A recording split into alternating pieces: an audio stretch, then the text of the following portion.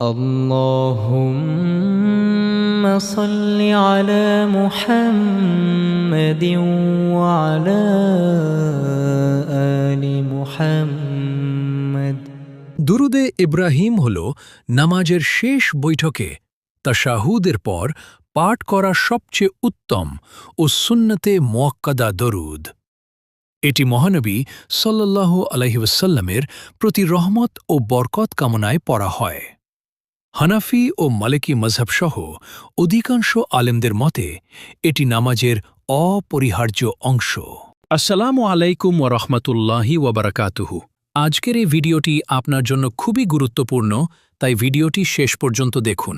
প্রিয় ভাই ও বোনেরা, আমরা অনেকেই একটা গুরুত্বপূর্ণ বিষয় না জেনেই অবহেলা করি, অথচ এটা আমাদের আমলের উপর বড় প্রভাব ফেলে।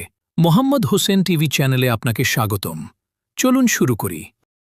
اللهم صل على محمد وعلى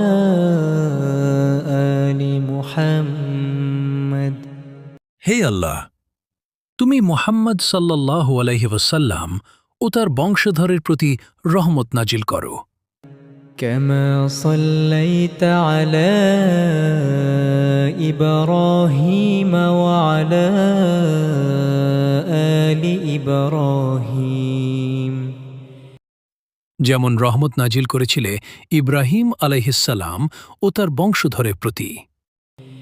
إنك حميد مجيد। নিশ্চয় তুমি প্রশংসনীয় ও মর্যাদাবান।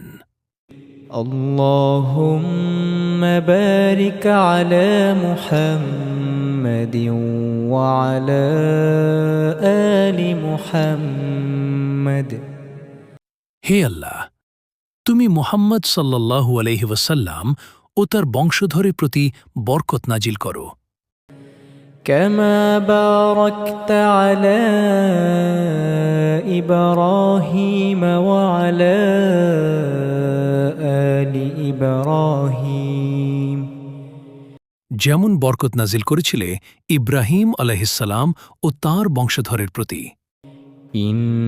إنك حميد مجيد।